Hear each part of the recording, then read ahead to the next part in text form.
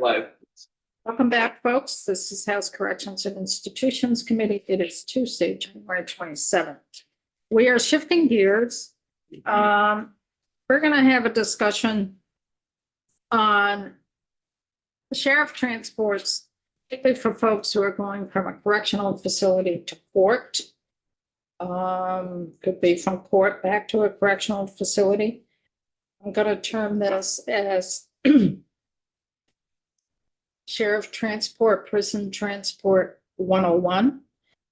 There are members of the committee that have asked to have a better understanding of how these transports operate, how you may think it's very simple. It goes from one facility to the court, and it should be pretty easy to schedule.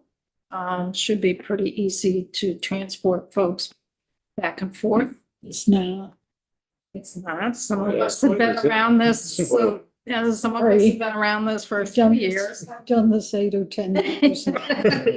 Trying to make it easy, but I'd like to have a lot more of the background and how the process really works. And I guess I'm just gonna leave it at that. I don't know who would be the best person to start with on this in terms of giving a real overview. Would it be you, Tim? Happy to kick off. Why don't you? And the details of day in the life sort of thing. Day in the life. Also, we have Sheriff Poulin here in the room as well. Used to be with us, our Yeah, he Capitol was. Police. Welcome back. I was a transport officer for 15 years, so. And then you can talk about real life experience, correct? Because that's what we really want to know. Yep, you can interrogate him if you like, Matt. Sure. Will do. And Mark is interested in this. Mark is Loving on the- that. Oh, yeah, you gotta have fun. So Tim, why don't you introduce yourself? Sim Leaders Dumont, Executive Director of the Department of State's Attorneys and Sheriffs. And I also brought some, I know I'm not supposed to do this anymore, but I have some printouts, 1 page each.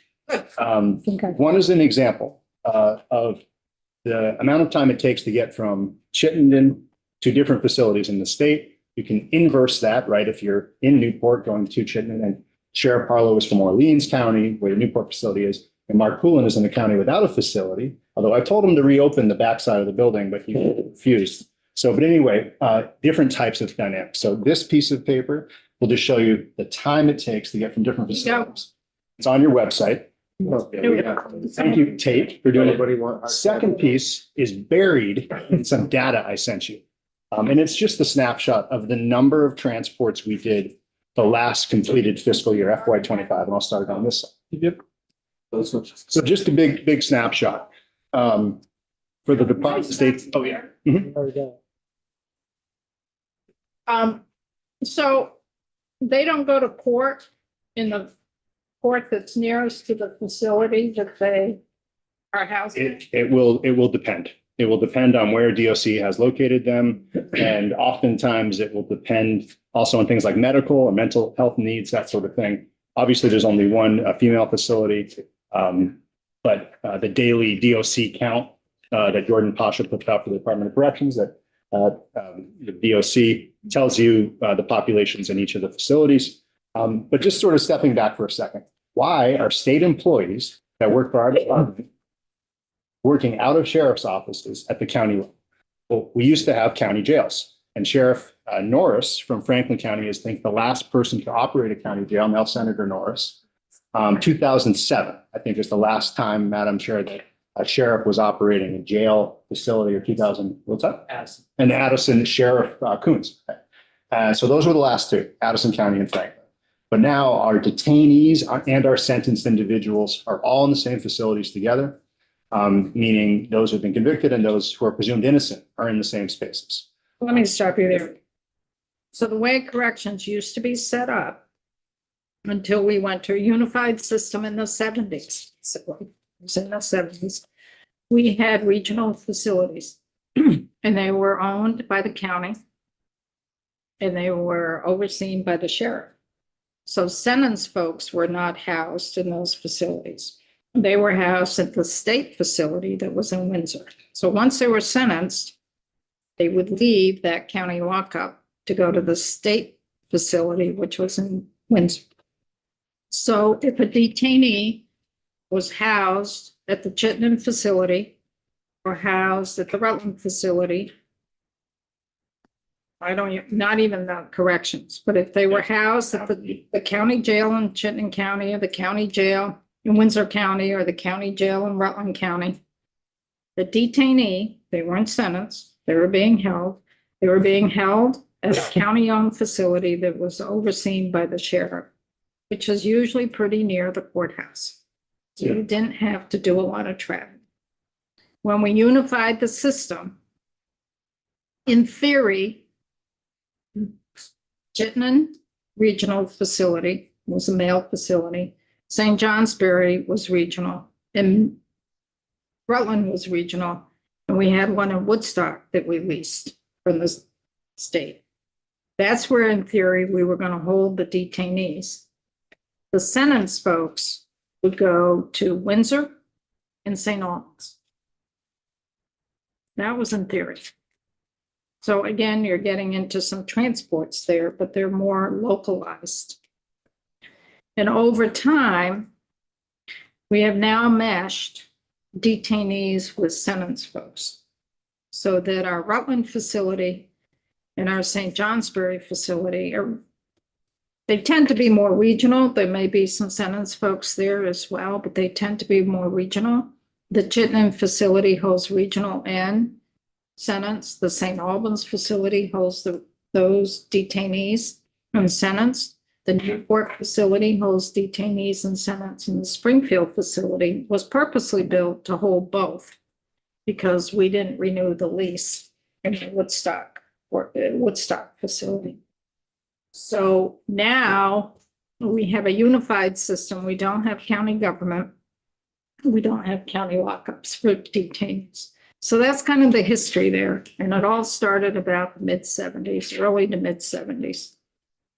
Now I don't need to testify at all because it's, no, well, it's much of it, no, but one of the things I wanted to say, because that history sets us to the stage of where we're at today. And it really is important to know that the sheriffs right now are paying for vehicles, the guns, the restraints, the insurance of the cars, maintenance of those cars, detailing those cars. We are paying for state employees that do state transports out of this department, their salaries and benefits, but everything else gets paid for by the sheriffs, except for things like overtime, which is a huge issue right now for our department with respect to the transport program. We're at 75% for this fiscal year for overtime. And you can do the math about where we're at in the fiscal year. That's not good. That's why we have a BAA request.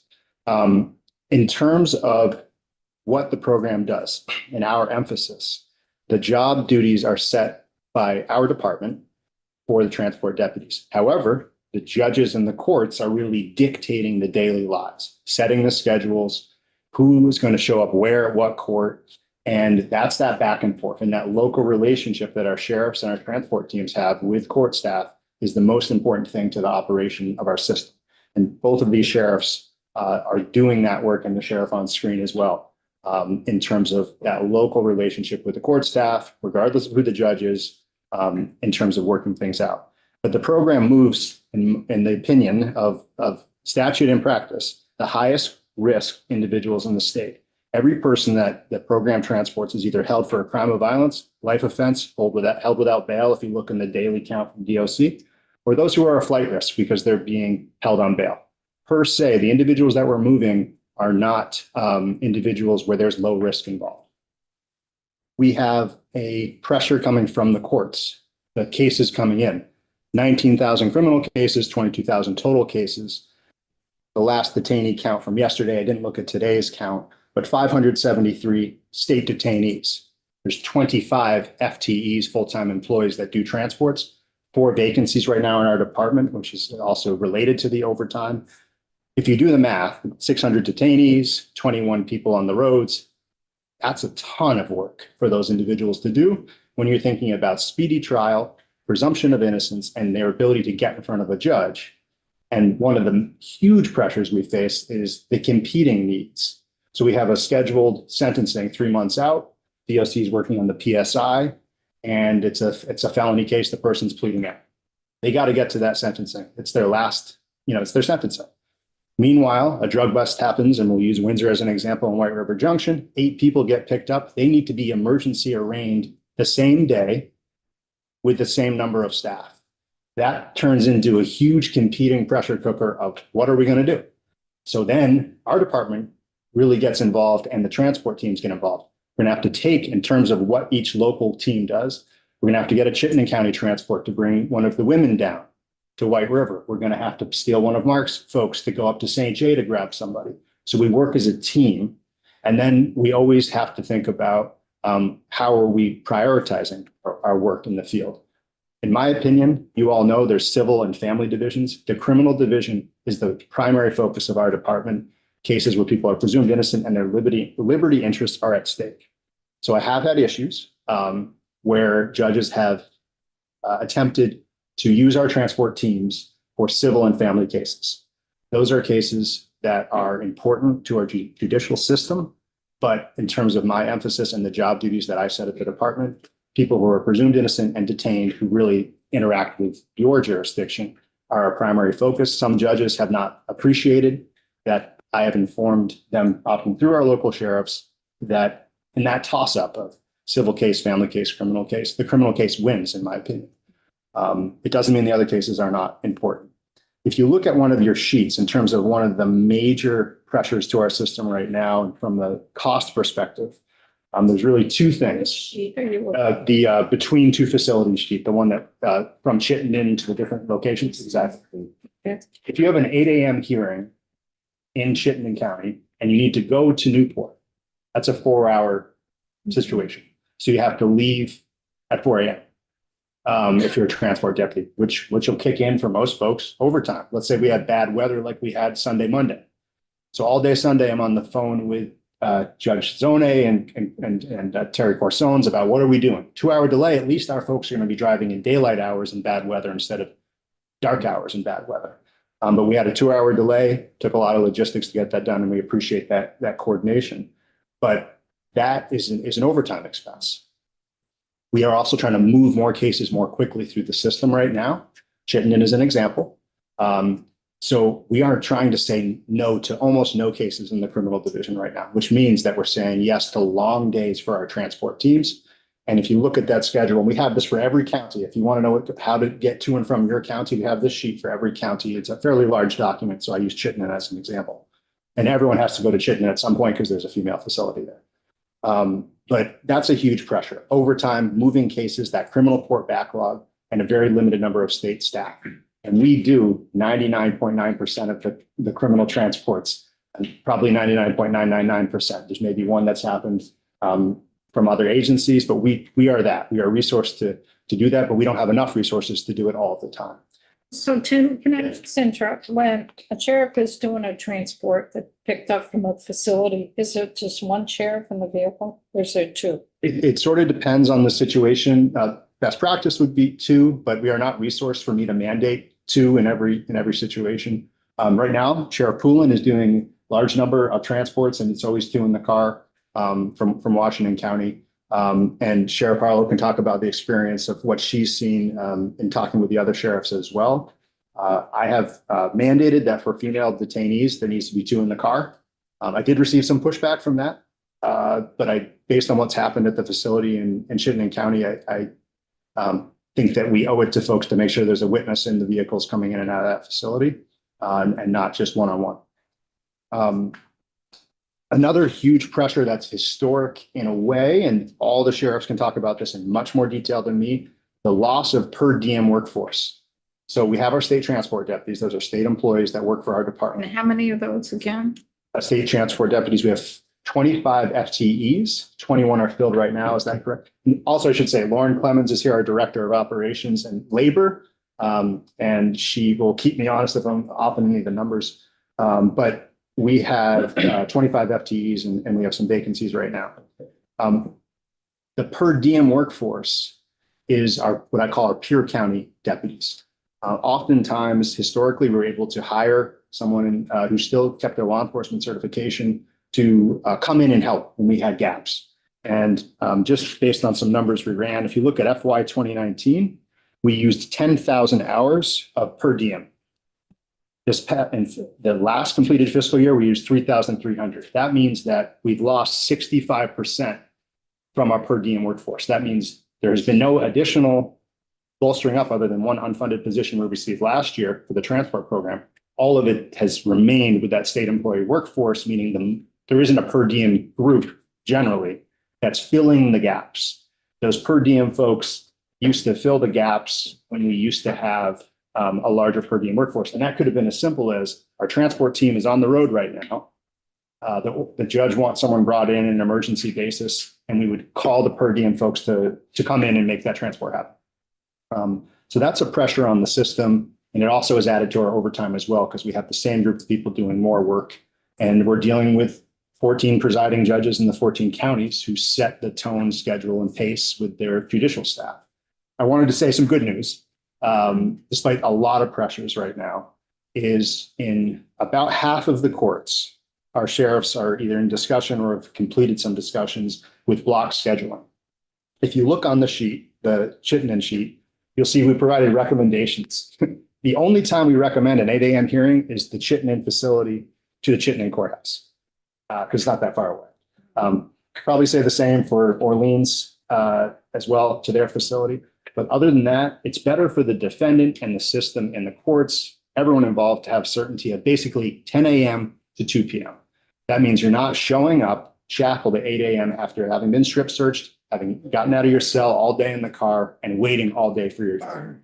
10 to 2 provides certainty, prevents unnecessary overtime. There's necessary overtime, but there's also unnecessary overtime. Prevents unnecessary overtime. And also the defendant knows I'm going to be seen between 10 and 2, and then I'm going to go back. It also tells our sheriffs and our transport deputies when their detention, their temporary jailer role is going to end and they can get back on the road and be available for the next emergency.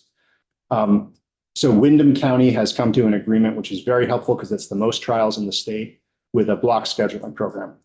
What's exempt from block scheduling is the emergencies, the 24-hour rules. 24-hour rules when you say, I don't want to get a rain today, I want to get a rain tomorrow, as well as trial events and pre-trials. That means status conferences and motions and all that, block scheduling. That's when it should happen. And Judge Zone and Terry Corsones have been helping us to beat the drum on that. But they are still deferential to local judges. And so we're working at the county level on that. And some places are higher need than others. For example, Washington County doesn't have a detention facility. So they are really urgently in process with that.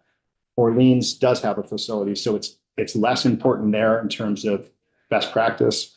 But Windham County was a big county to do it. Bennington County is a big county to do it because there's not a facility close by. And there's other examples, Washington obviously being another. And then there's places that in bad weather, you just can't really get there. Like Orange County is a pretty difficult courthouse to get to. If there's bad weather during the floods, it took a couple hours to get there, sometimes even from this part of the world.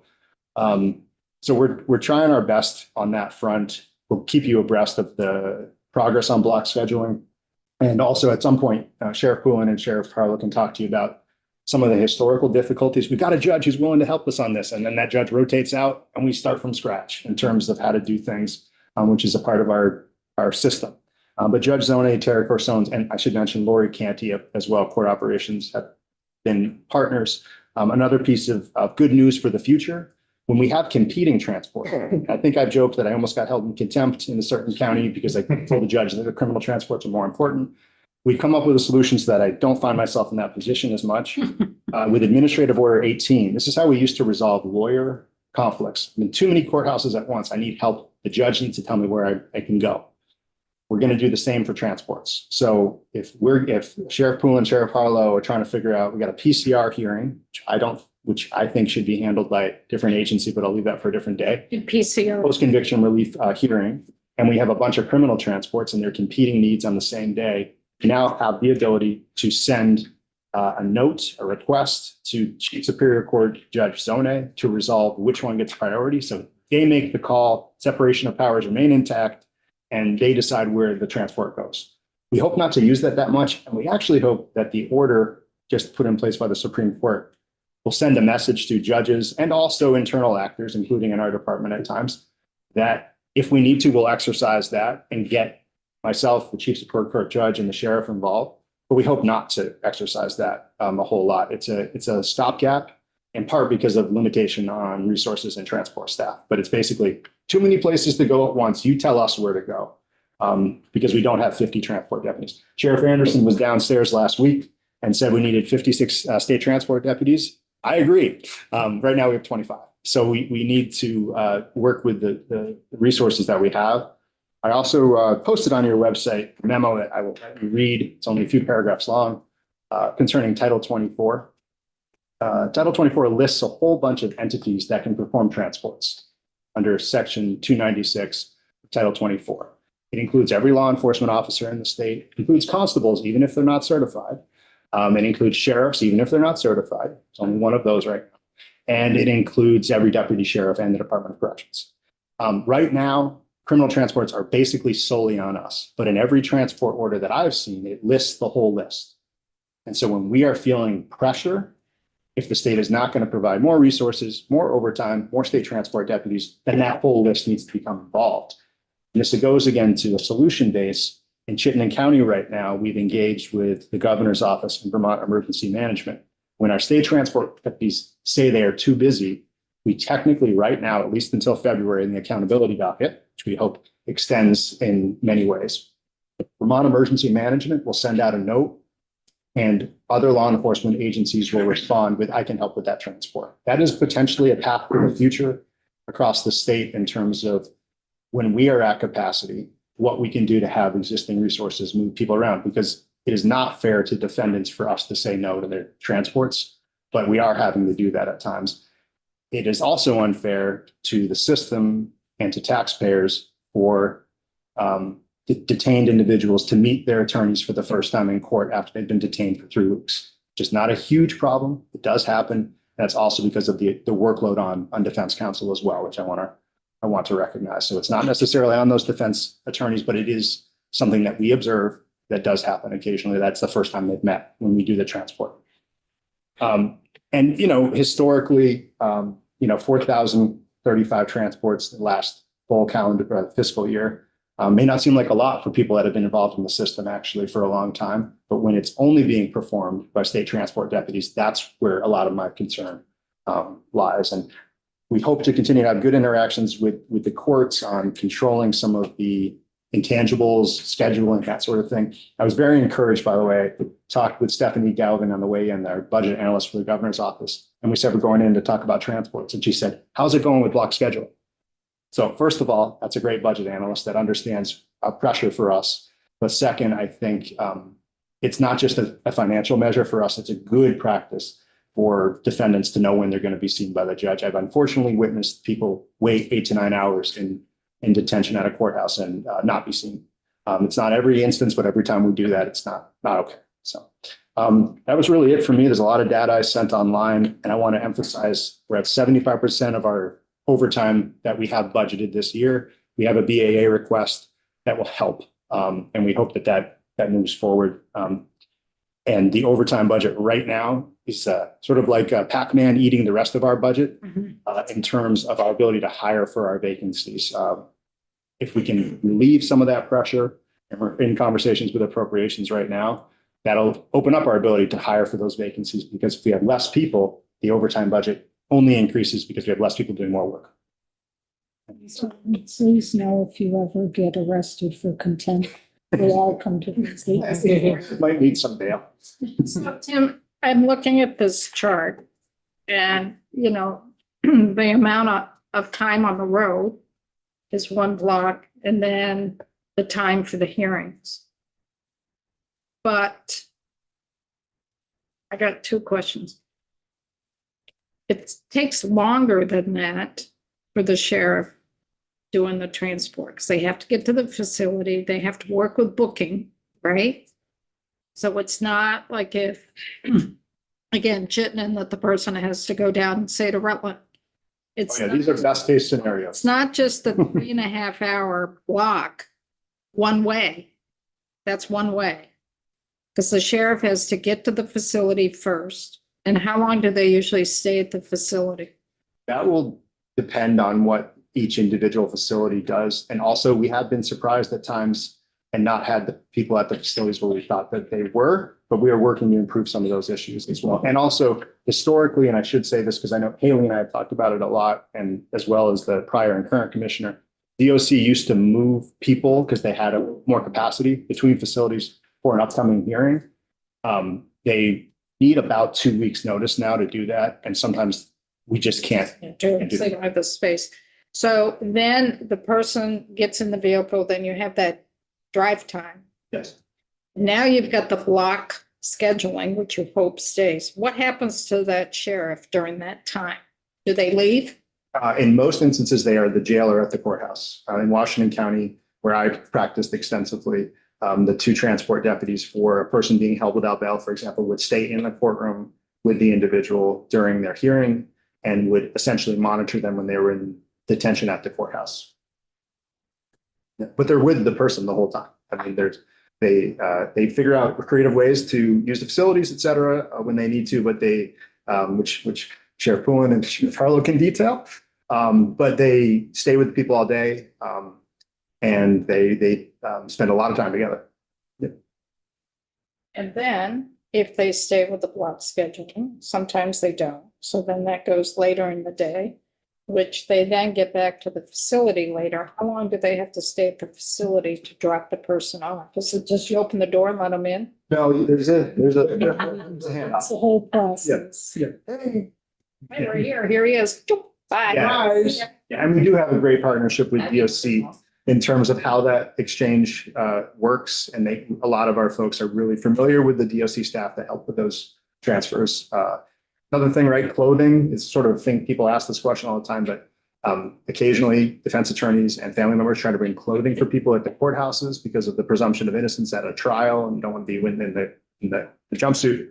That all needs to happen at the DOC facility. So it's another good excuse to visit your client at a DOC facility is to get them what they need for their upcoming trial. And DOC launders those clothes, make sure there's no paraphernalia. But occasionally someone shows up at the courthouse and is like to the transport deputy, "Hey, I got some clothes." And I'm like, yeah, no, just the ins and outs. But I really want to make sure there's enough time for. We have another. Oh, yeah. Yeah, Tim, I'm always worried that like we give you positions, but not the money to fill the positions necessarily. We did. Yep. So I'm like, I work. So just repeating what you said, the overtime is such that it's eating up enough budget that we're at risk of not filling. Is it one position or more than that? It's 4 positions. 4 positions. One of those 4 I should have mentioned earlier, is an unfunded position that you helped us get last year. It's unfunded. But it was unfunded. But we did get an additional position last year unfunded. And so we're trying to get at least 50% of the funding for that in this year's BAA. That's a pending request in appropriations right now. But we have 1 unfunded position, 3 that are technically funded, but because of the overtime. Right. That's going to get you. Yes. Okay. Well, I guess with that, like when you look at the governor's recommend budget going forward there, we're really worried, like this committee's worried about the sustainability of the accountability court up there. It sounds like we're having some good wins on it, but it's only as good as we, fund it and put the resources into it. So when you look at the governor's recommend budget, what do we need to be recommending to appropriations to make sure everything's working?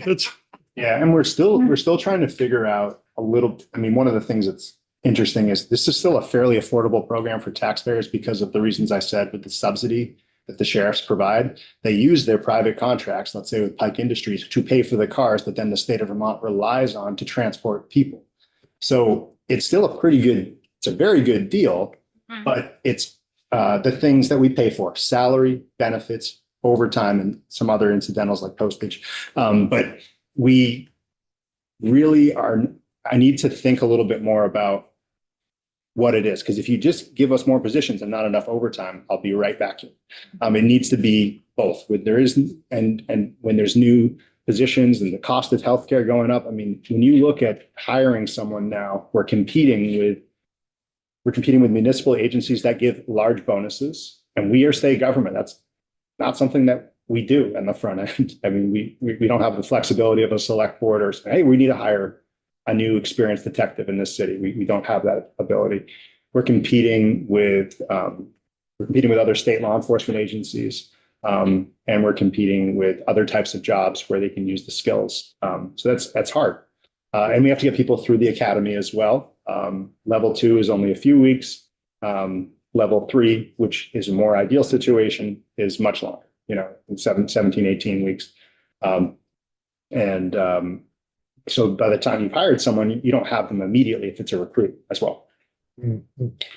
Joe and then Sean, and I do want to make sure we have enough time for both sheriffs But and just the BAAs that existed earlier today, at least, had $180,000 for this. What does that cover besides that position? So it covers some money for that unfunded position, which we were told to do. We were told to come back for BAA last year. So we're not giving you the money now, but come back. So we're doing that. About 50,000 for overtime and about 50,000 for per diem. And the per diem line is something that is slightly hopeful, but those dollars could be very helpful in terms of us with our existing situation, get through this fiscal year in terms of the overtime. Thank you. Yep. Sean, That he answered it. looking for that sheet. Next year is a different story, though, in terms of, your question, Representative Casey, and I need to talk a little bit more with my fiscal team on making our current workforce something that we can pay for, given that overtime is something that, as much as I can put out policies and memos and transport policies and things like that to limit some of the pressures, it's still, the judges can put out orders and say, we're going to see everyone at 8 a.m. in the morning. And so, so that pushes things out. Anything else? Which sheriff wants to go first? You want to come up on the hot? And I also mentioned Sheriff Harlow is both the president of the Sheriff Association and the chair of the executive committee, one of my bosses. So that's why Sheriff Harlow. The 28 elected bosses.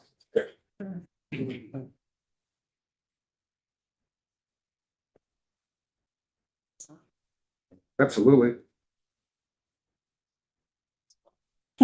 It's a paddle on the right side behind. Good luck. No. Oh, yes. Got it. Got you feeling like. Right. this is your First day true.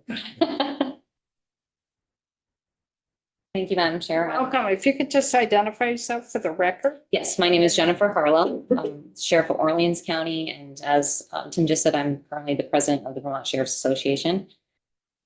So I can, since there's so many new people to this, the transport thing, I'll really get down to the dirt, and then if it's too little, then just let me know. But so the judicial clerks and the judges will do the transport. So they'll do their schedule, transport comes out, and it gets emailed to our offices. Then once that happens, my transport deputy will get it, depending on when the date is, the time, we put it on the schedule, depending on what facility. So judicial staff, the courts don't know where these people are. And as you mentioned earlier, Madam Chair, these individuals could be at any correctional facility throughout the state. So we get on a system and the deputies see where they are. Once they're located, depending if we have a facility in Newport, we're very lucky for that. But if they're in St. Johnsbury or Springfield, we may, especially if they're in Springfield, we may try to get them moved. That may or may not happen, but DOC in the past has worked really hard to make that happen and get them closer for us if that's what's needed. I think you did ask a question earlier in regards to if a person is incarcerated, do they go to that closest court? Which maybe sometimes that's the instance, but for the most part, they're going to go to where the county they were charged in. So depending on where they are, that's where they're going to get transported to, is that county that they were charged in. So once that happens, again, the judges and the judicial staff don't know where these people are. So then we have to find them, make sure we know where they are. And then the deputies may reach out to the other counties to see, especially if it's a female, they may see if Chittenden can do it. If not, then they have to rearrange and make sure that they can get out there and get that person to our courthouse in time. Luckily, as Tim had mentioned, it's really important to build those relationships within your court staffs so when my transport deputies are not doing transports, one of them specifically spends a lot of time down at the court listening to the hearings, listening to what's going on, to see if there's going to be a jury trial, that kind of thing, to see what's going to be happening next. And then if there's a schedule if there's a scheduled transport, they actually talk and they're like, do you have a transport? He's like, yeah, I actually have a transport that day.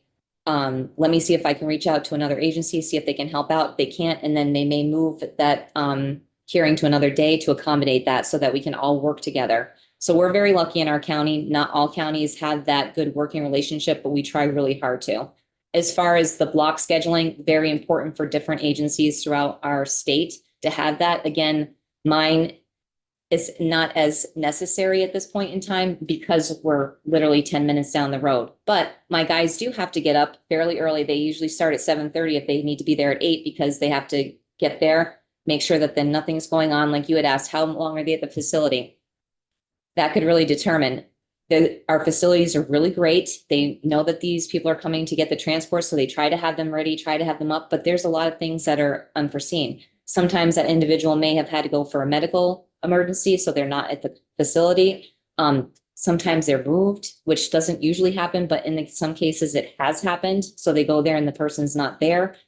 So, and there could be an emergency in the facility and they may not be able to get that person out. That's very rare, but again, could happen.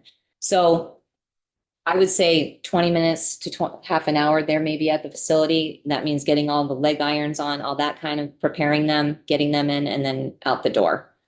And then, so then going to the courthouse, you just heard that, again, depending on travel, some transport deputies are in the cars for long times with the individuals. We like to have 2 people for safety reasons, not only for the person being transported, but also for the deputies and the public. But again, once they're at the courthouses, we own them. They are in our custody. The deputies do not leave. They may take breaks off and on, depending if they have to use the bathroom or go take a break real quick or something to that effect, but they're with that individual the entire time they're there. We do have some holding areas for individuals, but there's always somebody right there. So if that incarcerated person needs anything, somebody is right there with them, keeping an eye on them and just to make sure they don't need anything. But they also want to make sure that they're arriving at the courthouses earlier. As you heard Tim mention earlier, they want to make sure that they're meeting with their attorneys. They're filling out the proper paperwork. That might be the first time they're meeting with their attorneys. So they want to give them ample amount of time to do so. So they're trying to arrive about a half an hour early, sometimes a little bit earlier, depending if it's a jury draw day, things of that nature. They may be requested to arrive a little bit earlier. I'm trying to figure out what other questions you guys had. But again, building those relationships is really important and the block scheduling so that we're not there all day long. I mean, I've witnessed where they've had an incarcerated person there since 8 o'clock in the morning. Other cases have gone forward and then actually broke for lunch. Our deputies didn't grab lunch for the incarcerated individual because their schedule was at 9. And now we're waiting another hour for everybody to go and have lunch and come back and then hopefully get to that individual. So the block scheduling is really imperative to have, depending on where you are around the state. Did you guys have any questions that might? So when you're there at the courthouse, there is a holding area in the courthouses. Yes, they vary. They vary. Different. Are there sometimes folks coming from another facility with other deputy transports? Yes, So you have more than just one facility. that is At that courthouse, you could have 2 or 3 other facilities a possibility. Yes, ma'am.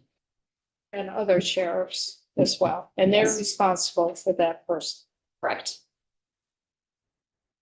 Kevin? You made the comment twice, we don't know where they are.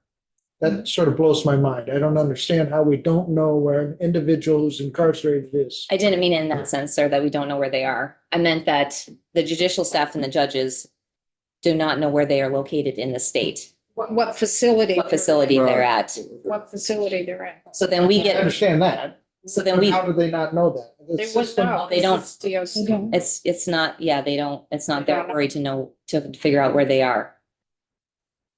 So if they committed. It would be a lot easier if they did, right? Because Yeah. if they're like, oh, this person is in Springfield, so we don't want to have them in Newport at 8 o'clock in 2 days because that's going to be a huge, and that's why the communication is so imperative between our transport deputies and our comms and our judicial staff.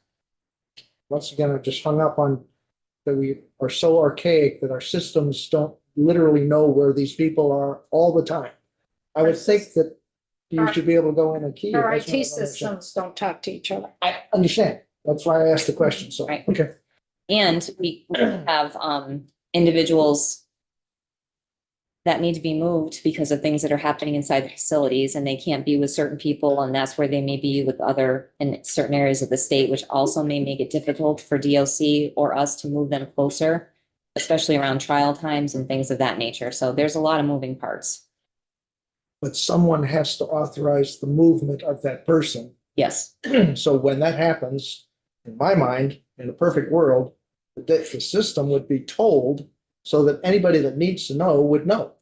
That would be That's, nice. well, I understand. That's why I asked the question. Yes. So we don't know where they are. It just sort of blows my mind. Yeah. Okay, So thanks. where is the stumbling block? Why that information can't get to the courts? I cannot answer that for you, ma'am.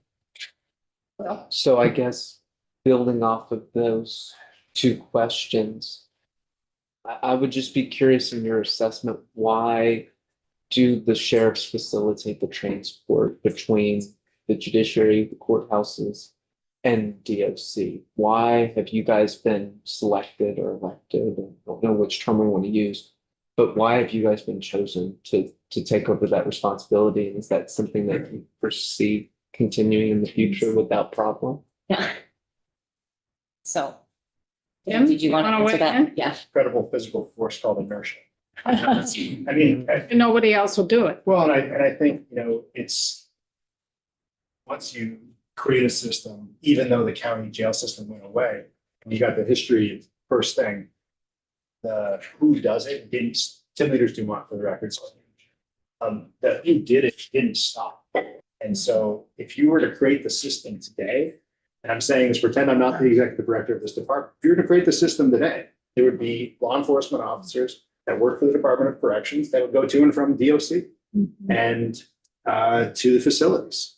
And, or the sheriffs would have embedded people in the DOC facilities with offices there so they go to and from. But that's not the physical infrastructure or statutory infrastructure that we have right now. That makes too much sense. Yeah. Well, actually, it didn't make sense to me because I didn't really hear it. Could you repeat that again? Yes, sorry. He's the young one and. If we were to create the transport system today, our facilities are DOC facilities. And so if we were to create that system, people would start and end their day in those facilities, and they would probably be DOC. Or we would have sheriff's deputies with spaces in our DOC facilities. There are days that I know where the transport staff in our department don't even have the time to go to their sheriff's office. And yet, because of the inertia, and Sheriff Poulin was a transport deputy for 15 years, can tell you that seeing some of this stuff change over time, we still kept getting the orders even after the county jail system stopped. And so we'll continue to do what we're ordered to do by the courts. But if you were to create the system today and to pretend I'm not the executive director of this department, I would tell you that some of it doesn't make sense. But it doesn't mean that we still don't take a huge amount of pride in the work that we're doing. It is sometimes square peg round hole. Judicial officers order our staff to and from, and they're going to and from DOC facilities of which we also don't have control or maintenance over. So we're kind of in the middle. The county government that doesn't really exist in Vermont. That's why our department was sort of created in 1983. Thank you. Other questions? That leads me to, and just forgive my newness to all this, but in going to the unified system, Tim, or, is that a better system? Was the sheriff system good? Or was it not when they housed people there? Or did we need to move away from that? It's been a good thing. And I think individual sheriffs could talk more about what they experienced at the local level. One thing that I know we see in other states, going to and from right in Washington County, as an example, the facility is walkable to a courthouse here. So we don't have to worry a whole lot about, when that, and that was a lot of the historical system across the United States of having county jails and your county courthouses right there. It's all your infrastructure right there. So I can't say in every instance that it was good or bad, but I know that it made some sense because we still have county courthouses. And so that was more efficient in terms of detainees going to and from. And I think you described the history. If you were detained, you were in a jail. If you were incarcerated via a sentence, you were in a facility. Thank you. One more clarification, if I may. I thought I heard you say, Tim, that sometimes there's only one transport sheriff, but you mandated if it's a female, there needs to be two. Did I hear that right? Yes. So how often is it, rough order of magnitude, a single transport sheriff versus having to have two people? I would have to look. Okay, I mean, half the time, less than half the time? Best practice is that, no, it would be sort of an exception, that we would just have one in the car. Okay. They certainly all prefer to have two in the car, but it's on those busy days that I know I can't actually mandate two in every case because it's physically impossible to do every transport. So for an instance, in my county, we've had where they've transported a subject to the courthouse and maybe a hearing's going a little bit longer and they have another person that is scheduled. One may break away. And we also have other our deputies in our courthouses for the most part. That one of the deputies may break away, go get that other individual, bring them back to the courthouse. And then by that time, that other individual has been done with their hearing. So then they may bring that individual back to the facility and then return to the courthouse to be that second person with that. That doesn't happen very often, but in some instances those have been the circumstances that we've experienced. I'm sorry, I did say that would it. One more, Helen. If that's the situation, is there any possibility that you could literally have a different person rather than a sheriff doing the physical driving, as long as there was a certified sheriff accompanying them? A lower cost driver, the only thing they're responsible for doing is driving from place to place, but there's a sheriff there that takes care of all the other. I certainly wouldn't advise it. I think Reliable. statutorily it is possible, but I would not advise it because of going through the academy, going through the driving that you need to do to be a police officer. And also what's in your car now is a fairly technical situation and you wouldn't want a lay driver operating a car if you could avoid it. Okay. The statute provides that constables can technically perform transports. But if I were a constable, I would want one of these two people also in the car with me so that I was protected. Because as stated earlier, because they're detained, they're either a flight risk because they have bail imposed, or they're a crime of violence or life offense. So these are not low risk situations. So I would not advise it. Liability. Yeah. And liability reasons to state employees being in the car, I wouldn't advise that as well. So is that why you gave a whole list of folks who could do transports? Is that why they're not used? Because the training amount and the sophistication of the vehicles and the Yeah, I think most of that list is police officers, state police, municipal police, and sheriffs and deputy sheriffs. There are also folks that are in the custody of the Department of Corrections who have been sentenced. And those folks we don't interact with as much. But I know DOC does have to do to doctor's appointments and that sort of thing. And they're trained to also transport and. the DOC folks. Yeah. And that's two correctional officers. I can't answer that, but I would believe so, yes. Yeah, but there's a list there in part in some of our communities where there's a police department and a facility, St. J, Newport, Rutland City. It's sometimes it makes sense for a municipal police officer to assist with the transport because it's so close by. Marble Valley to Rutland is not a long trip. Anything else before we bring another sheriff up? Thank you very much. Thank you. Thank you for what you did. You're on. Welcome back. Nice to see you all. Yeah, in a different uniform. No longer Capitol Police. Well, I still am, just very rarely. Just very rare. Lots of keys. They call me the janitor at times, but You could just identify some. absolutely. I'm Mark Poulin. I'm the Washington County Sheriff. I was a transport deputy for approximately 15 years, came from Montpelier PD before that, before I came to the Capitol Police for a couple of years before becoming sheriff. And some of the reason I came here was the workload of being a state paid transport deputy. So with that being said, Jen covered it nicely, kind of how it works with the scheduling, but it's a little more complicated than she even made it seem. And this comes to a little bit where you were asking, Sarah, how do you know where they are? So court sends a transport order. They pay no attention because it's really not their job. Now, my ex-wife is one of the clerks at courts and she knows how to access it, but they are so busy. She's like, that's your problem. It's not our problem. And so they just send it out and it can say whatever. The minute it comes in, I would get it in my hands when I was the scheduling officer of first thing, go to the computer. Where is this person? Okay, they're in St. Johnsburg. We're in Montpelier. Okay, first call I would make would be to Caledonia County. That's where that facility is. Can you do it? Well, no, our state team is busy, or, oh, our state team is perfectly fine. Great, they're going to do it. Okay, our state team is busy. Can we use some per diems? A couple days later, they can call back, okay, we get it covered with per diems, or they don't have it covered at all. Okay, then it goes to my team. Can we send my team there? Are they already tied up? Do they have another transport? Yes or no? And then, okay, do I have any per diems left? Yes or no? And it goes through this progression. So we work very, very closely with the state transport deputies. We all are friends. We are all our coworkers. We coordinate heavily because we have to. Where it then come the day of the transport, we would call a couple days beforehand, call the facility. Hey, is such and such still there? Because the computer system has some lag to it. So just last week, we were scheduled to pick someone up on Monday. He was coming out of Newport to come to Barry Court. We found out Friday at about 3:15 in the afternoon, they moved him to St. Albans. So we have a weekend and he's due in court Monday morning. So myself and my one state deputy, we're going because there isn't time to coordinate. Or you get to the facility, they're sick. They've been moved the night before because they get in a fight with somebody. There are so many things that can go off the rails. It's not even fun. I can't even begin to tell the stories of how things go off the rails and nothing happens.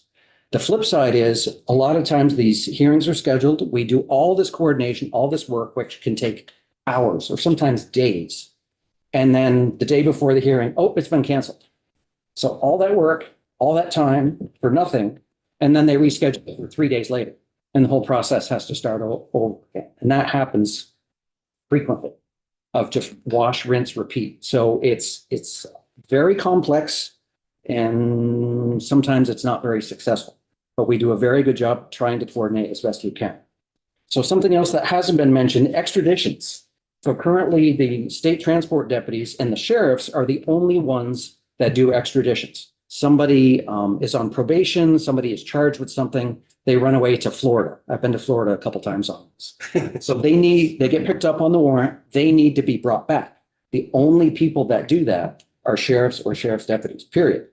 And there's all kinds of federal rules involved with flying while armed, about training and coordination of that. I've driven to every state in New England. The farthest I've driven was Illinois. I've been to Pennsylvania. That was a 17-hour day. To drive to Pennsylvania and drive the guy back, to have him released the next day. That's a whole different discussion. But sheriff's deputies are the only ones who do that. And unfortunately, in the current environment, we're doing a lot of extraditions because people are getting out for various reasons or on probation and boom, they're gone. So the workload for the transports has gotten really crazy. And now the extraditions are on top of it. And those can be some silly long days. My team, October-ish, went to New Orleans. So they had to get up at 4:00 in the morning, get all their stuff together, drive to Burlington, park the cruiser, board the plane, which flying while armed is a whole different procedure. Get themselves down to New Orleans, having to beforehand had to coordinate with the sheriff's office down in New Orleans about pickup and arrangements and transportation. And it's days and days of preparation. Get down there, get a hotel room, spend the night, get your car, drive to the facility the next morning, pick them up, go to the airport, check in with airport police and airport security because you have a prisoner, you're armed. You see how complex this gets. So we are the only ones that do that. Same rules apply when you're driving, just you don't have to worry about the car, sometimes the hotels and everything else. So a lot of moving parts here. So with that being said, the workload for our transport officers is immense. Now, it was very common for me our pay periods would be 80 hours in 2 weeks. I'd be in the 120s on a pretty regular basis. And now when you have young children, I missed most of my kids growing up school events because I was stuck at court until 4:30. And then they joke to you, oh, have a nice night. I still have a 2.5-hour turnaround to St. Johnsburg and back. So thanks for the tip. So the workload is very, very heavy, which has made it difficult in recruiting and retention because people want a work-life balance, and it's been a challenge for that. And that's a lot of the reason why I left and came to the Capitol, because, hey, work 6:30 in the morning to 2:30 at night, 5 days a week, no problem. You didn't have these issues. So they do a very good job. We're very passionate about what we do, transporting prisoners, because it's important. But it's a heavy, heavy workload. We need some more help. So the per diem, when I first started as a state deputy in 2007, when I left Montpelier PD, my department had 47 is what I think total deputies. So we were the go-to county. We're in the middle. We would travel everywhere. We'd go to Chittenden, we'd go to St. Jay, we'd go to St. Helens, wherever you need a team, we'd have 3 or 4 a day running. As of today, I have 16 deputies total. Of those, 6 are full-time. And all the other ones, they have jobs during the day. So you can no longer pick up the phone and say, hey, do you want to come in for this last minute transport? Those people don't exist. So we used to be able to rely on that for the last minute things. People are entitled to vacation time and sick time, everything else. And, we coordinate as best we can, but there's only so many people, there's only so much time. So what we haven't done block scheduling in my county. We just started about a month ago. We're doing it a little bit differently. So Bennington and us have kind of the biggest challenge. We've all kind of agreed that we don't have a facility. So at minimum, the closest facility is the Chittenden facility in Burlington. It's 45 minutes. So what we've done is say, okay, they have that same chart that we just gave all of you. We gave it to the court. We met with the court manager. We met with some of the lead clerks and with the judge and said, okay, you have the chart. When you're doing your schedule, figure that this is the travel time. If you want them out of Chittenden, you need to give us at least an hour and a half. Don't schedule it before, our leave time is 7 o'clock. Because anytime before that, it kicks in the overtime on the front end. So don't schedule it any earlier than 8:30 because it won't kick in the front end overtime. Conversely, don't schedule it after 2:30 because it kicks in the back end overtime. But we based it on the facility because, Newport is a 3-hour turnaround. Marble Valley is a 4-hour turnaround. Trying to do it that way instead of the block schedule to give my staff some of that work-life balance. And right now, personally, I'm struggling a little bit because I am authorized for 3 state transport deputies. We currently have 1. One of them, we couldn't fill it due to the budgetary crunch. And the second one, I had the longest serving transport deputy in the state was my partner, and he retired January 1st. Oh dear. So we're down to 1, which makes it hard to transport when you have to mandate. You have to have 2. So I've been doing it a lot myself. I'm trying to make up the difference until we can figure this out. So it's a lot. Are the per diems, individuals, retired sheriffs, or what are their qualifications? So they could be retired officers from wherever, as long as they are still certified. They're basically on-call cops. So if they want to come in, they can. If they don't want to, they don't. So some of them were retired from other agencies. Some of them got into law enforcement on a part-time basis. So they want to dip their toes in. So they go to it used to be called the part-time academy. Now it's called the level 2 academy. It's much shorter and the training takes a lot longer, but they get certified. And it's usually for people getting into law enforcement or just that want to dabble in it. So, and the amount of people doing that is a lot less than it used to be. Years ago, when I first started, the part-time academy was 1 week.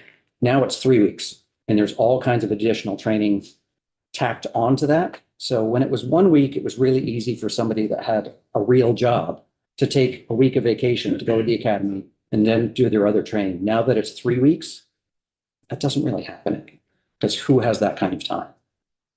And is that additional training that they just tacked on 2 extra weeks, even for a part-time person? They've added to the curriculum over the years. It just as of January 1st went to 3 weeks. So beforehand, you used to have, it was 2 weeks, and then you had an additional week for use of force, and then you have DUI, all this other stuff. So that additional week they just tacked on has 3 days of use of force. So you don't have to go back. It's just part of the core. And then they added some driving into it and a little more range time. So it's been expanding. They've been taking Sheriff Anderson can speak more to this than I, but they've been taking some of the greatest liability problems and adding additional training around that, trying to flesh out the curriculum. But in doing so, no one goes to it anymore, so you can't get any part-time people. Part-time is kind of going away. When we get level 2 officers at this point, in my experience and talking with other chiefs and sheriffs, a lot of it is now somebody wants to get into the business. So we send them to the level 2 academy to make sure they're a good fit, that they can get through the training, they're good for the job, start preloading some of the field experience before we invest the 17 weeks at the full-time academy down the road. It's not uncommon for people to complete the full-time academy, 17 weeks, get 3-4 weeks into the field training and go, no, I don't want to do this, and quit.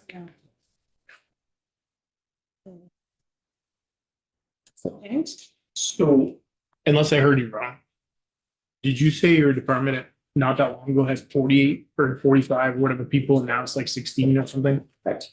When I started full-time in 2007 as a state transport deputy, that was. And is that something that's relatively evenly replicated throughout the departments in the state, or is it? So our staff was comprised mostly of retired troopers, retired local officers, and all that kind of stuff. So as they started aging out, we just fell like a cliff.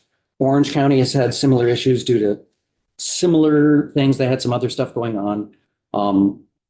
Chittenden County, I'm very good friends with Sheriff Gamlin. He's kind of at the moment where we were a decade ago. He has a lot of staff, but they're all in their late 50s and 60s. So he's starting to head that direction. Jen could speak to her own department.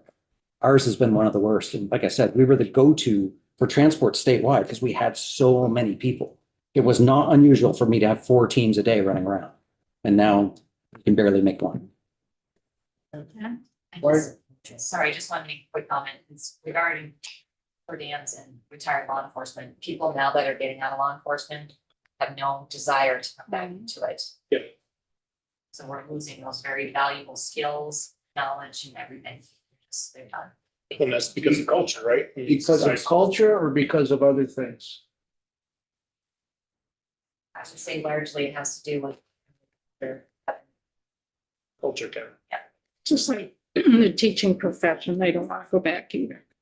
Sorry, And Jennifer. it's like the teaching professions, they don't want to go back either. I can speak personally. I have one more term that I plan on doing, and I will never put on another uniform in my life the day I retire. So. Understood. Yep. The boots on the ground questions, that's what I'm best suited to answer to. So are there any more specifics of how the program works? I said, I did it for so long. I can tell you the horror stories or the good stories. Thank you so much. Anything else? Actually, I just thought of one quick thing. Can I give an anecdotal story? This is outside of the sheriff's problem. So we went, my sergeant and I left at 6:30 in the morning to go to Burlington to pick up a female for a 9:15 hearing, something like that. The weather was terrible. So we drive up there, we get there. She has 102 fever and things are not going well for her.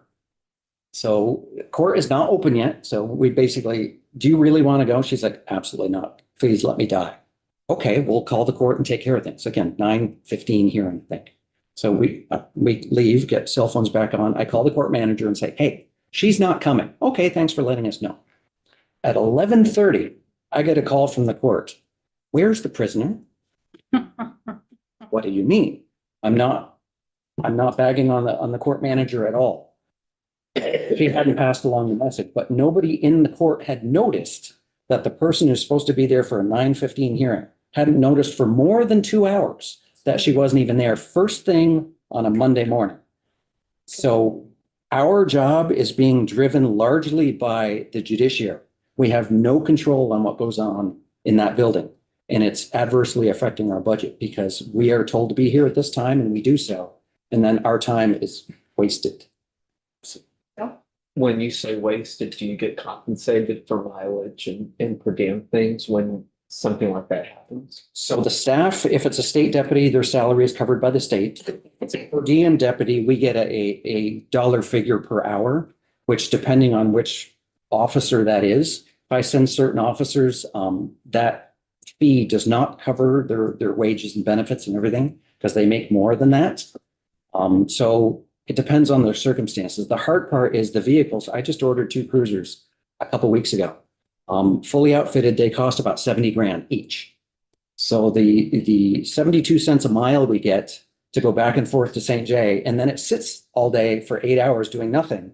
And then the 72 cents a mile to go back and forth. It's not financially best interest of the sheriff's department to be doing. Anything else? Because I want to allow some time for Mark Anderson to weigh in if he would like. Anything else? Thank you. Thank you for having me. I wasn't on the agenda. Thank you for waiting. It's operating.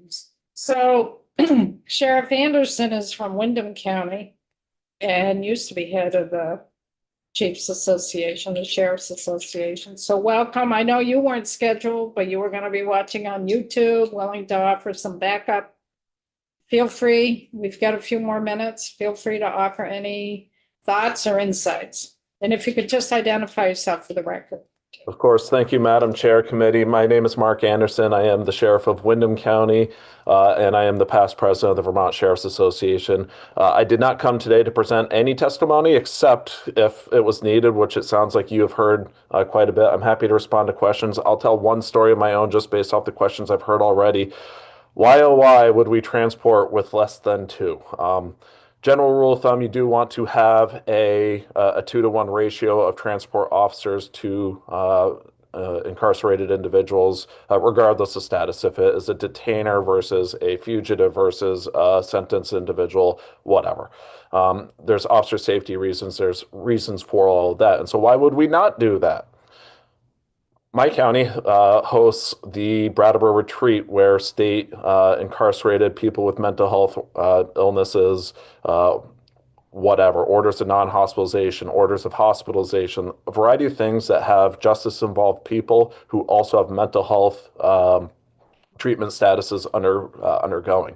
A person comes into my courthouse with my transport team, 2 deputies who has a mental illness, and they have a medical event.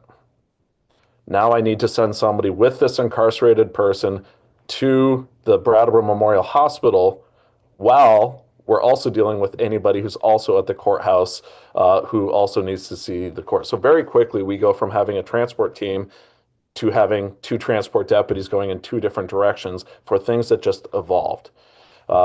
There's state law that indicates the responsibility of the sheriff and the transport team if a person attempts to escape and they allow it to happen. So there's civil liability, there's criminal liability for the sheriff saying, we want to make sure we do this right and we do it the right way. So there's a variety of layers without getting into all the details that I'll say we want to have more. Tim mentioned that I said we should have 56 people. That would be 4 transport deputies per county. I'm not coming here to advocate like, yes, give us the positions. I know that problem as well. But what we're trying to navigate is the problem of how do we do more with less? And this is a problem that the legislature hears from a variety of different organizations on a variety of different issues. So we are doing the best that we can to navigate with the meager resources we have to do the best job that we can. That also comes with the relationships you heard from Sheriff Harlow, where we work with corrections and the judiciary to say, okay, my transport team expected the person to be at the Southern State Correctional Facility. Last night at 10 p.m., they were moved to Newport because the regional correctional system is able to support some issue or logistical need that the prisoner has at the Newport facility. It's common that people come to the Southern State Correctional Facility for medical treatment. It's common that people go to other facilities for other needs. So it's not uncommon that a person that at 3 p.m. was at the Southern State Correctional Facility, got moved to Newport or St. Albans or Marble Valley or wherever they got moved because of an immediate need that the state has a duty to do something with, or because of availability of bed space, or whatever the things are that corrections has to manage. We're operating a tricycle, and all of our wheels are run by different administrations, different parts of the constitutional government, the judicial branch versus the executive branch versus the legislative branch. And so it's all of these things that start to collide with how do we make all of the magic happen and how do we do it efficiently. Tim made mention about having, if we were to build this today, what to do. I will shortcut the long version to say the reason we're not changing it today, it's usually cost. And we've looked at other ways to try to come back and solve all of these things. There's a lot of sunk investments from the state. There's a lot of investments from the sheriffs, a lot of investments from other parties, where to undo all of those things and do it what we will call the right way would then mean building new structures. both physical institutions, but also logical constructs of what these relationships look like and who's responsible for managing it. So it does become the million and billion dollar conversation when we start talking about what does reinventing some of these things look like. This committee, along with other committees in the legislature, have done a variety of studies over the years that I would refer you to if you wanted to consider any of those options. Madam Chair, I know you've been around for many of those, so I won't bore anyone with it other than to say it's just they do exist. We've had these conversations. This system persists because all of the partners are very good at doing what they do, and we've made it work in the cheapest way that we can. I know affordability is an issue that is at the forefront of the legislature's mind right now. So we are trying to do the best we can, and our partners are also doing the best we can. I think that there will be opportunities for the different systems to come together to find ways. We are working with Department of Corrections and with the judiciary always. I know you heard from Judge Zone, who also has a beard, who also will be shaving soon. Mine's gone this Friday. But that said, we're working with them on things that are very right now problems that we can do without investing financial resources, but will help improve the commitment of the resources that we do have available. So we're constantly working with those partnerships to help make things better. The block scheduling, I just talked to Tim today about how we can start looking at data. We've been operating it in my county for a month. We largely anticipate that there will be efficiencies, but we're already navigating some of the personality conflicts that has created. And what happens when, well, we'll do this one last hearing at 3:30, even though we were supposed to be gone at 3. So we're still navigating some of those issues. And those are, again, discussions with our presiding judge to say we're trying to control the resources that we've been given and do the right thing by the taxpayer. So I'll pause there or stop there early because I don't have any further testimony, but happy to answer any questions or respond to anything that's not clear.